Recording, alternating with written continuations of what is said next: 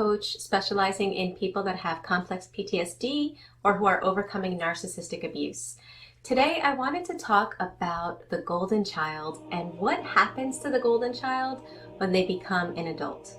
First of all, the term golden child to me is both appropriate and misleading at the same time. It's appropriate in the sense that when they're children, nothing they do is ever wrong, right? They can get away with anything. They're complimented no matter what they do. They're praised. They're raised above their siblings and even the spouse of the narcissist.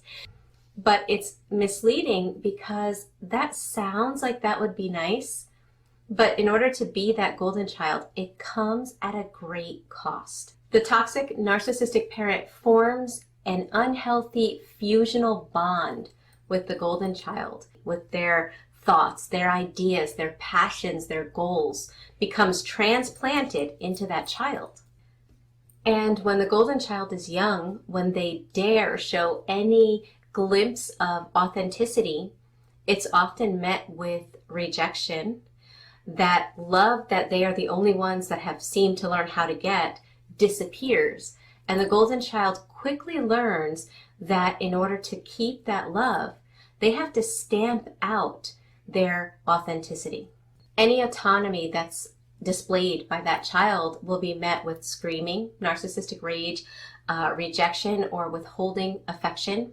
When they're young, even getting spanked for their autonomy. So what happens is that the narcissistic parent virtually assassinates the character or the individuality of that golden child. So what happens to them when they grow up? In my life coaching practice, I've come across 3 different types of adult children of narcissists that were the golden child. There are actually four different things that happen to them, but I've only come across 3, and once you learn about the 4, you'll understand why. So with that in mind, what happens to this child that is erased so that they can please their parents, so that they can stay in that role of being the golden child? What happens to them?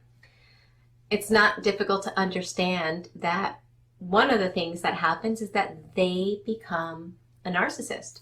I mean, they've basically been in narcissist training from the time they were born. They've seen their family members, their siblings, and their other parent always in that hamster wheel trying to gain the love and approval of the narcissist.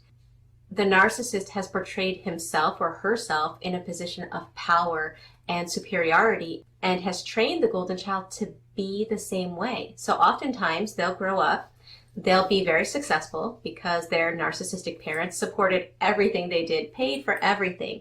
So they have a successful career, they wind up getting married, and they wind up repeating the abuse. They are now the narcissist, the superior being in that family generation, and it just goes on, and it's generational abuse. Narcissistic behavior can be learned behavior. Now, obviously, I've never worked one-on-one with somebody in that category because somebody in that category has learned and been trained to believe that they are perfect. Number 2 is moochers. These are golden children that were spoiled, that never had to do a single thing to earn anything. So they grow up almost unable to care for themselves. They can never seem to keep a job because every time it gets difficult and they quit or they get fired, their narcissistic parent bails them out. So they never learn valuable life lessons in order to become independent and completely on their own. Now, this is okay with the narcissistic parent because now they have groomed and trained the perfect caretaker. This person, this golden child, won't be going anywhere. They won't be moving away. They probably won't get married. They probably won't have any children. Their whole life will be revolving around the narcissistic parent, and that's completely fine with the narcissistic parent. Number 3 is when the adult golden child of narcissistic parents is not a narcissist, is not even high on the scale, but they do have narcissistic fleas.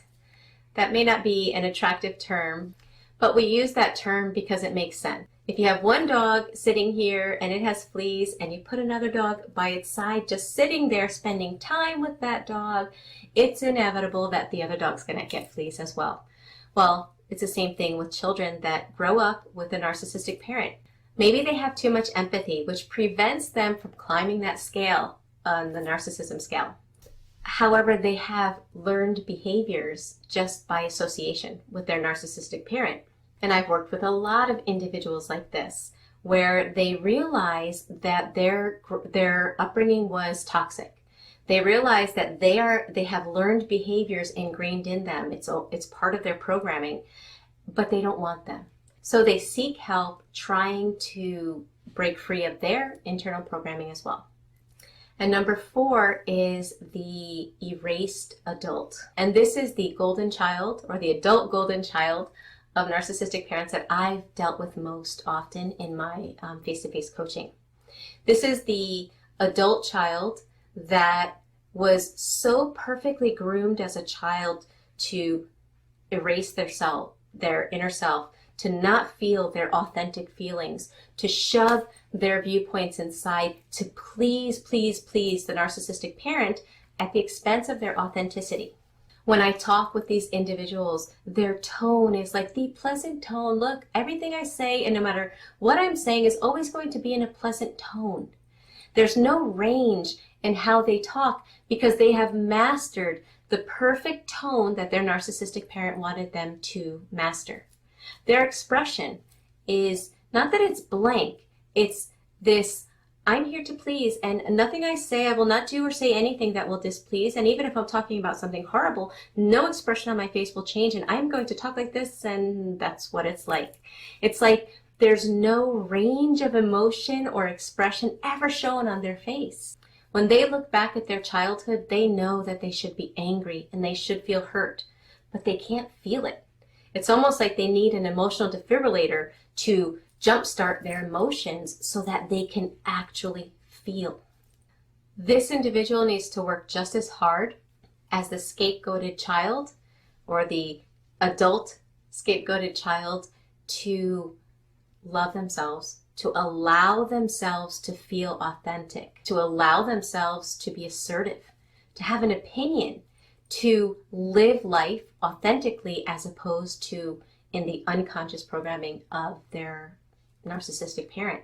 So in essence, when we look at the 4 consequences of being an adult golden child of a narcissistic parent, their life was not golden.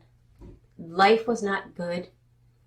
They also were abused. It was just done differently.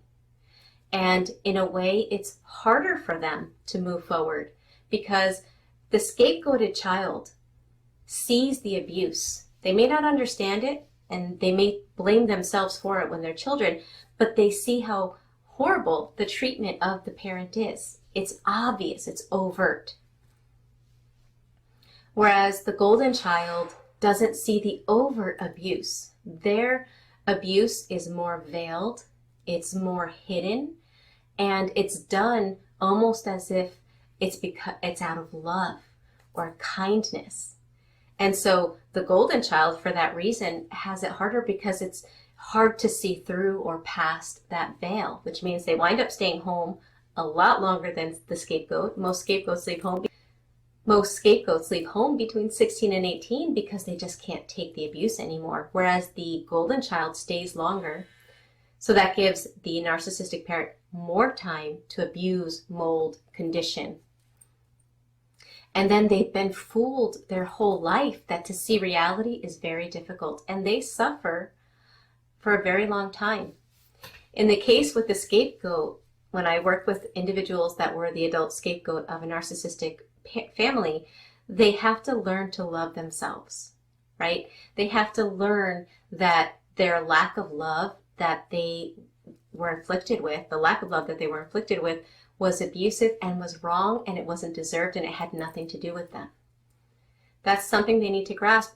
And guess what? That's easier to grasp than the fact that the golden child has to learn how to be human. The golden child has to learn how to feel connected to their feelings, how to know who they are. The golden child has no sense of self. The scapegoated child's self was rejected, and abandoned and unloved. And that leads to self-love deficit, which is something they have to overcome. But in the case of the golden child, they never developed a self. So they're adults and they're like an empty tomb. So my purpose for making this video is to clear up any misconceptions with the fact that the golden child's life is better. It's not. It's just different. They were still abused.